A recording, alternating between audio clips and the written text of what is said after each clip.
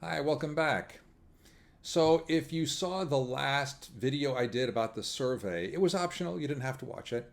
But if you saw it, you noticed that there was one question there that said, agree or disagree, sex between two people is supposed to be meaningful. 88% of people agreed with that.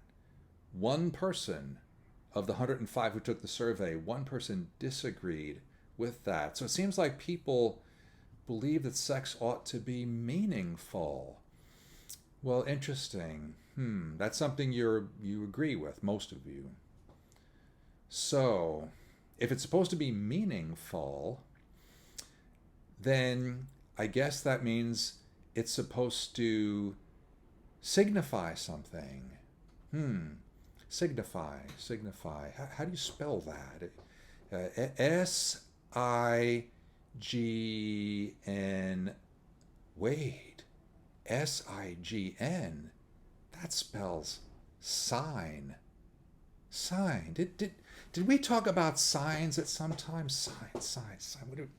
When did we talk about signs? I've got it. When we talked about sacraments, we talked about signs. Yeah, we talked about two different kinds of signs, didn't we? There were natural signs and conventional signs. So if sex is supposed to be meaningful, significant, if it's supposed to be a sign of something, well, is that a natural sign or a conventional sign? Well, let's think a minute. What would it be like to say that sex is a conventional sign? In other words, well, let me go over the natural and conventional signs again. So, natural sign, it's something where it has like this built-in connection, right? Where there's smoke, there's fire. You see smoke, you think fire because there's a natural connection there. Fire produces smoke, right? And we also said that facial expressions are universal signs. They're like built into our biology, almost built into our humanity. So that means, for example, that everywhere in the world, a smile means a person's happy. There's no country, no island, any place where a person is hanging their head and frowning, and someone says, "Oh no, in our culture, that means this guy, he's having a blast." No, but so let's talk then about, okay, conventional signs. Conventional signs. Remember we said it was like the okay sign.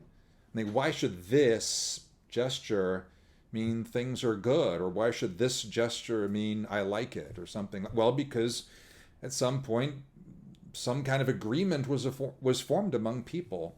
But in other words, it doesn't have to mean that. It's just people thought it should mean that, or decided it should mean that. So, what about sex? Is that a conventional sign?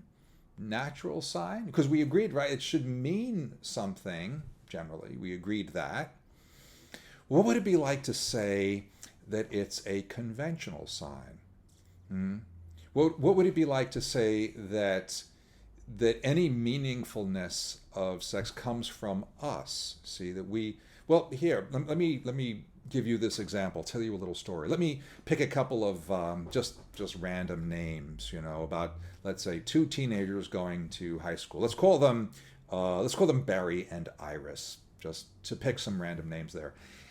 And let's say that for whatever reason that Barry and Iris, they are in love, but they have to be secretly in love. I mean, who knows why? Parent thing. Who knows? So they can't like be seen holding hands. They can't really hug each other. They can't gaze into each other's eyes. But they came up with like a signal. Let's say they decided among each other that when we see each other in the hallway, we'll give each other a high five. And that high five means I love you. See? So that becomes their conventional sign. See, a high five could mean any number of things. But in their case, it's going to mean I love you. So that's their decision. That's their meaning that they have attached to that action by their choice, right? Well, what if sex was like that? What if it like could mean whatever you want it to mean? How about that? That sounds really empowering, doesn't it? It can mean anything that I want it to mean. So empowering. Well, think about this for a minute. Here, take a look at this paper here. You see it? Okay. What does this paper say? Look real close. Are you looking? Are you looking? Okay.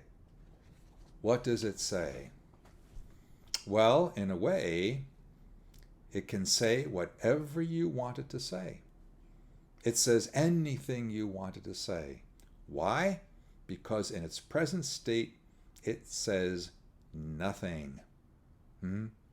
So yeah, for something to be able to say anything in itself, it has to really say nothing. And if sex is a conventional sign in that regard, that would mean that by itself, in itself, that it means nothing. Very similar to what that woman, Catherine Millet, said, the one I quoted to you. It's nothing, nothing, nothing at all. But what if it's a natural sign? See? What if it's something more like a smile?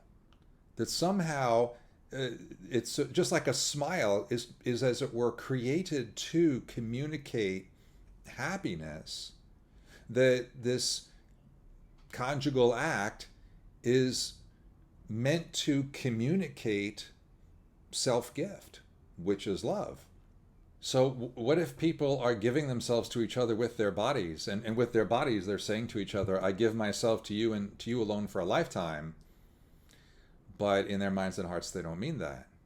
They mean, I give myself to you, who knows, just for tonight, or for as long as this relationship lasts, or as long as these feelings last. I mean, doesn't it turn what they're doing into a lie?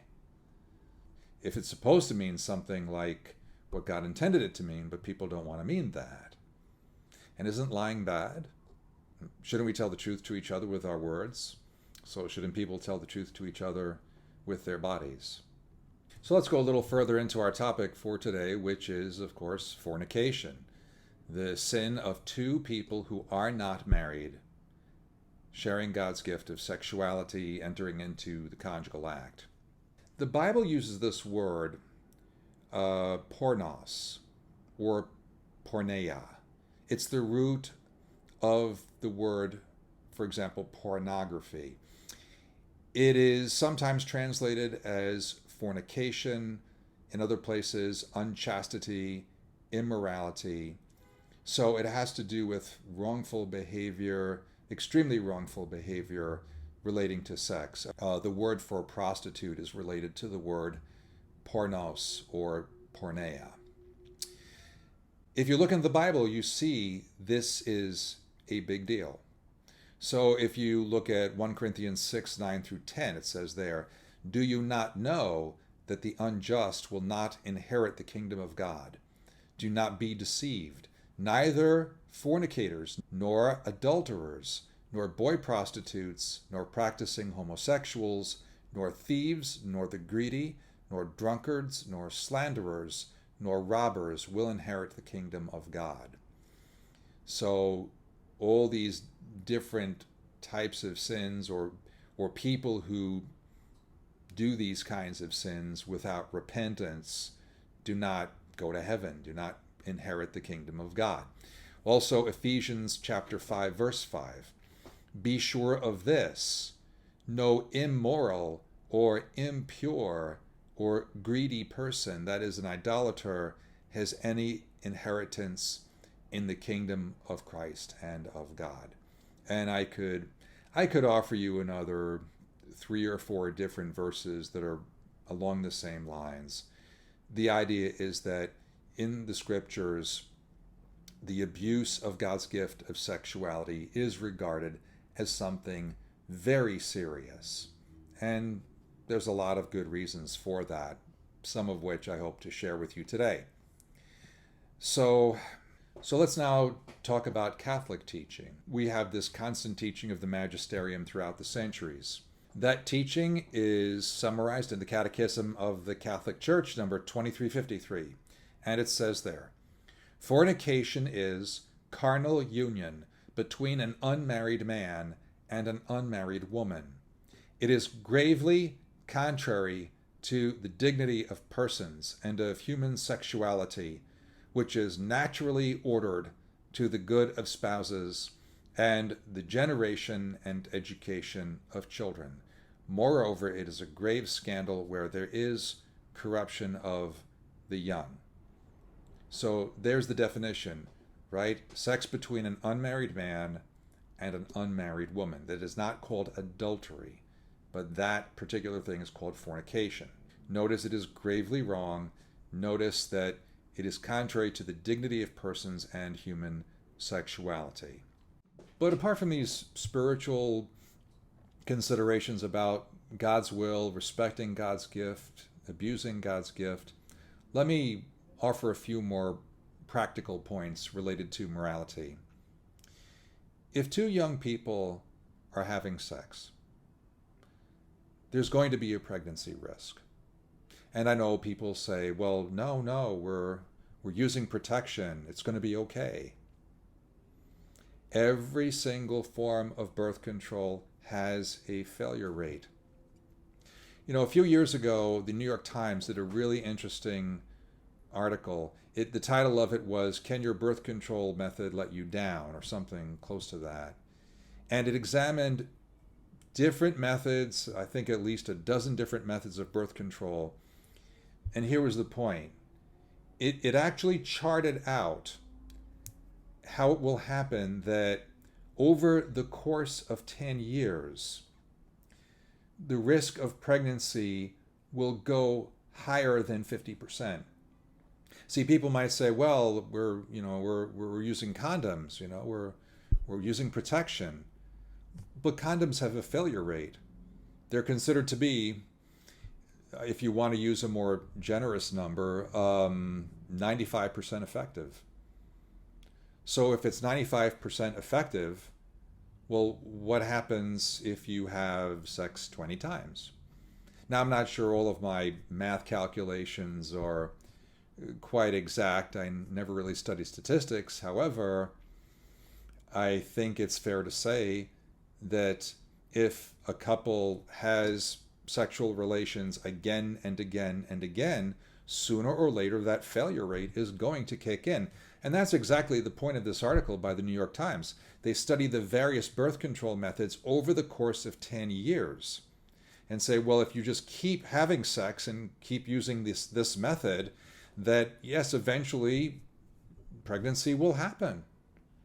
So just to make this point for you, I looked at the charts they have. It's really interesting. They're interactive charts. You can look at different methods, and you can look at the different failure rates based on the number of years and compare what it would be if people used this particular method perfectly the way it was designed to be versus the way people normally do.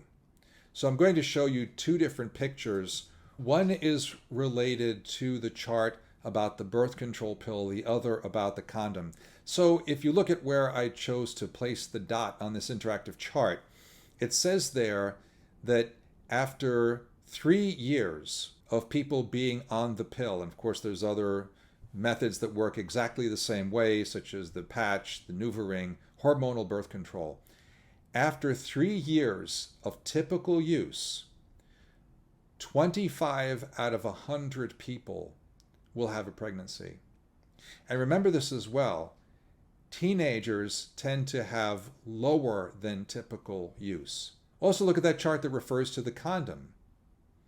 At 3 years, if a couple uses that as their main method of birth control over the course of 3 years, 45 of those couples out of 100 will experiencing pregnancy with typical use.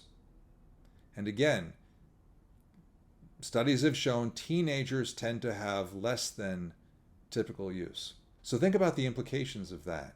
Two people that are not married are risking that a new human being is going to be conceived, new human life, and neither of them have any kind of a plan as to how they're going to take care of this new person. You know, people often ask, right, well, why does God care so much about sex? The reason is because he cares about people.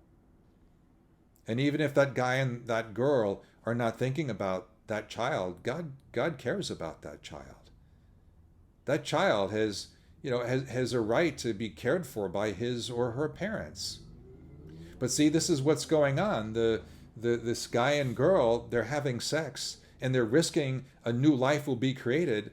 And it's like, they don't care. They don't care what happens to this other person. Well, that person matters. And I think it's a very serious thing that people are willing to take a risk with the life and the future of somebody else. That's irresponsible. Furthermore, you will have people say, very sadly, well, of course, if we get pregnant, then we can have an abortion and just get rid of it. Really? So if new life is conceived, this is the plan to end the new life. Dare I say, kill. You know, it's one thing when women get pregnant and they're in this very difficult situation, as we've talked about, pressure from the parents, pressure from the father of the child, fear about the future, and all of these things, and she feels she has no other choice and goes and has the abortion. But see how different that is from like looking ahead into the future when there's no pressure and no crisis and no pregnancy scare, and actually planning that this is what a person would do if God granted the gift of life. I'm sorry, that strikes me as just so cold. Oh, well, if we conceive new life, we'll just end it. Come on, we're better than that. So that, I think, is a really serious consideration. That life can come anytime. I mean, goodness, the sex is, as some people would put it, the baby-making act. If the baby-making act makes a baby, why are people surprised? Why aren't people really taking that risk seriously? So second, if we're going to seriously consider this risk of pregnancy, then we have to also ask, how would pregnancy affect the other person? In other words, if some guy is having relations with his girlfriend and he says that he loves her, well, if you love her, don't you want what's best for her? Don't you want to help her and make her happy? How is pregnancy going to help her life? How is it going to make her life better? Is that really fair to expose her to that risk? And if a young lady is having relations with her boyfriend, I mean, how responsible is it to disrupt this young man's life and future by involving him in the responsibilities of parenthood? And don't assume that he's not going to care or that he's going to walk away. Yeah, some would do that, but there's also a lot of guys who would take that responsibility very seriously. What's that going to do to his life? What's it going to do to his future? I mean, don't you care about that? So that being said, again, if we're going to think about love, some people say, oh, it's okay to have sex if you love each other. Then again, you have to ask the question, how is this love to put each other in this type of a situation? So then if people are talking about love, well, if you want to do what is best for this other person that you say you love, doesn't that mean practicing chastity? Isn't that what keeps the person safe, from having to deal with these kinds of things? Isn't that much closer to the idea of what is best for that person that you're caring about? Also, this may sound a little strange, but I think it's true. Sex is an injustice against your future spouse. I mean, if you're not going to be married to that person that you're with or having relations with, then that means that further down the road there's going to be a future husband or wife.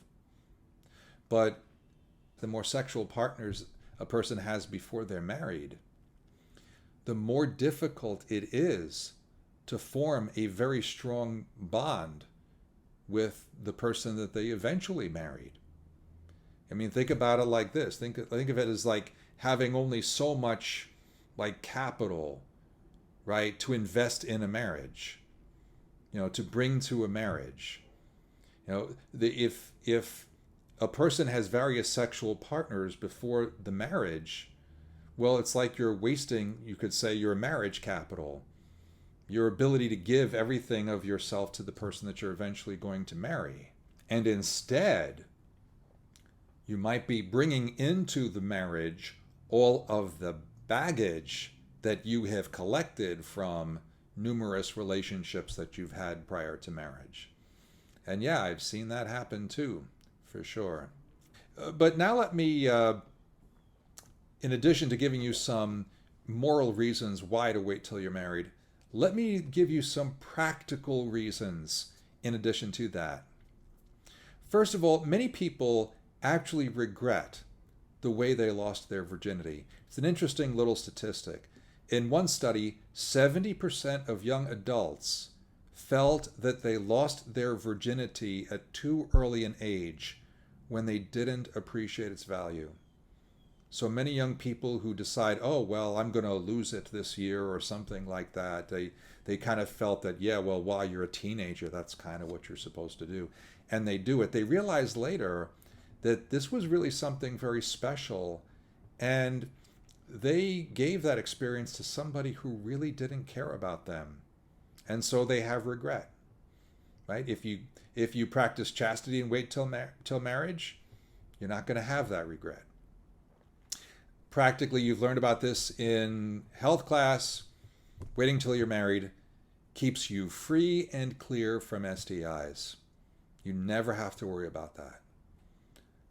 As well as, interestingly, this is called the emotional STD or STI, depression. And yes, it's been shown that teenagers who are sexually active have higher rates of depression than teenagers who are not sexually active.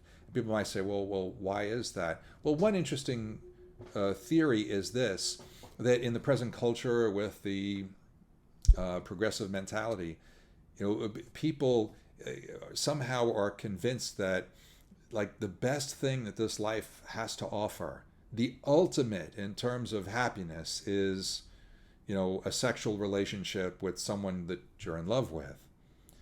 And so, people think about that, they fantasize, dream about that, hope about that.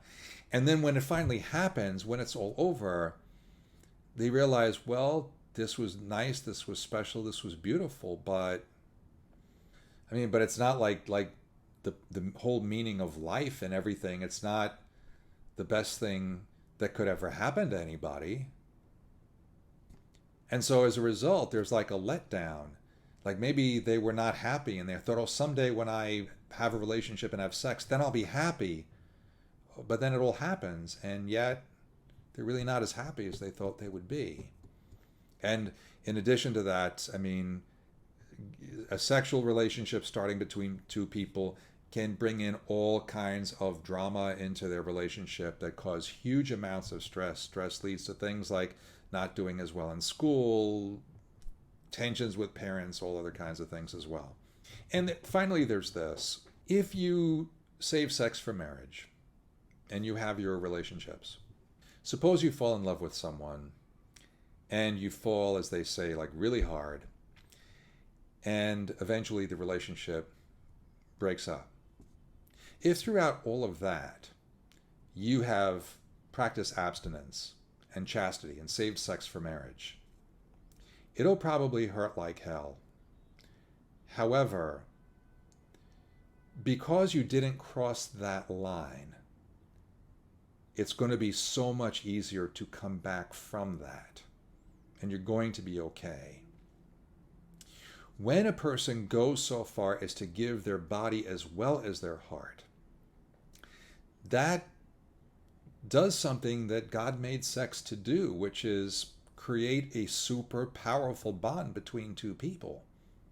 So you see, when the breakup happens, it's like on an emotional level, like the person went through a divorce. Because, like I've said, when two people are having sex and they're really happy, well, yeah, that's how they're supposed to feel, because it feels like marriage, but it's not marriage. So this itself can then lead to other problems.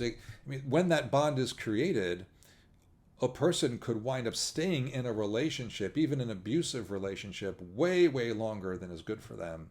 And when they're going to finally break up, when the pain of breaking up is less than the pain that the other person is causing them.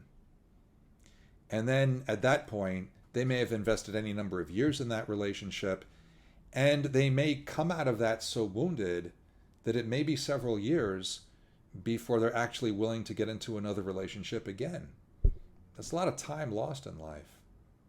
Whereas I said, the person who's maintained chastity throughout, it's going to hurt, but the healing will be a whole lot easier, and they'll have a lot more freedom to move on. So now we've spoken about the moral aspect of sex before marriage. Let me just try to offer you a few words of practical advice. First of all, if you like someone and a relationship is beginning, communicate early on your intention to wait until you're married. Maybe the person has the same goal as you. If that's the case, fantastic. If the person definitely does not want to wait until they're married, well, you saved yourself some precious time, because where would that relationship go? You would just get more and more attached to each other, and then all of a sudden this issue would come up, and if you can't continue in a relationship like that, then that breakup's going to hurt all the more. And I would also be careful about people who say, oh, I respect that. I don't agree with that, but I respect that, and that's okay. If I'm okay with that. I mean, yes, hopefully they're sincere, but sometimes I respect that, I'm okay with that, just means I'm okay with that for now. You see, it may be that they're hoping that a relationship is going to build to the point where they can raise the issue of having sex, and hopefully you'll see things their way. So something to be careful about. Second, go on real dates. Do you know there was a documentary about this subject? It's called The Dating Project. A professor in a college gave her students the assignment, go on a date, because she realized that a lot of them had no idea like how to ask a person out, what you do. You see, real dates can be a good way of easing into a relationship and protecting yourself, so that if, like early on in the relationship, you realize that this is not going to work, the relationship can end with a minimum of pain for both parties. And people can, they can go their separate ways, at least as friends, or at least amicably. So it's a good thing to learn about. Plus, when people start to get sexually active in a relationship, sex then tends to become like such an important part of that relationship. It, as it were, absorbs all the oxygen. That becomes the thing. And as a result of that, because they're either having sex or worrying about if they're going to have sex, or worrying about what could happen if they have sex and all of this, they don't really take time to invest themselves in the relationship. So if you are waiting till you're married and you're going on dates, what you're actually doing is you are focusing attention on those aspects of a relationship that can last a lifetime. And what's that? Communication, trust, and respect. You see, you can be building communication, trust, and respect with a person during that whole time. And like I see, in the end, those are the make or break issues in a marriage. Thirdly, avoid situations where you know that temptation could be too strong for you. We're all weak human beings, and it's the most natural thing for people in love to be physically attracted to each other. You may realize that if you're going to be alone, like in an apartment for, like a whole long evening with no interruptions, nobody around, it could be an occasion where temptations to be together could just be so strong that you could wind up, at least if not having sex, going a whole lot farther than you really want to. So rather than put yourself in a situation where you're under really strong temptation and then you're trying to say, oh, wait, no, we got to stop, it's so much easier not to get in that place in the first place. So, people sometimes have very frank discussions with each other about this. They say, okay, well, while we're dating, we're not going to be in your place or my place all evening alone. We're going to go out. We'll go for a walk. We'll be someplace where those temptations or that human weakness that we all have will not get the best of us. And also, there's this: if you fail, if you wind up, doing things that you're ashamed that you did or regret that you did, or if you do not succeed in your desire to wait till you're married, God is merciful. Turn to Him for His mercy. Make a resolution that from this point on you're going to follow His way, and practice what they call secondary virginity. Remember, God is merciful. So, really, if I want to sum a lot of this up, I would want to say to you that suppose it's sometime in high school, maybe, or college. I mean, I've seen high school relationships last until marriage, and they were good marriages for sure. That's possible. You're more likely to meet your future husband or wife in college. And if you do at some point meet somebody really, really special, that's a real blessing in life. I mean to meet someone who's got such a good heart, such good character, such strong virtues that you can really see yourself spending the rest of your life with that person. That's a blessing. And here's another little hint here too. A good question to ask yourself is, if you're a guy, ask yourself, if we had a daughter together, would I want my daughter to be like her? Now, if the answer to that question is absolutely yes, you've got a really good thing going. If the answer is, oh my gosh, no way, maybe you need to look for a better relationship. And a similar thing with the girls. Ask yourself, would I want my son to be like him? And think about how you answer that question to yourself. But like I say, overall, if you wind up meeting somebody special, don't mess it up. Build strong foundations. And part of protecting what you have, building what you have, is waiting till you're married. And when that time comes, when you've exchanged your vows and you go off on your honeymoon, it's going to be something really beautiful, really special, because you will be giving yourself to the person that you waited for. It will create a strong bond between the two of you, and the happiness of that will be something that, pray to God, will last you a lifetime in terms of family and committed love. So, a few final loose ends to tie up here. People ask, well, what if you're engaged? No.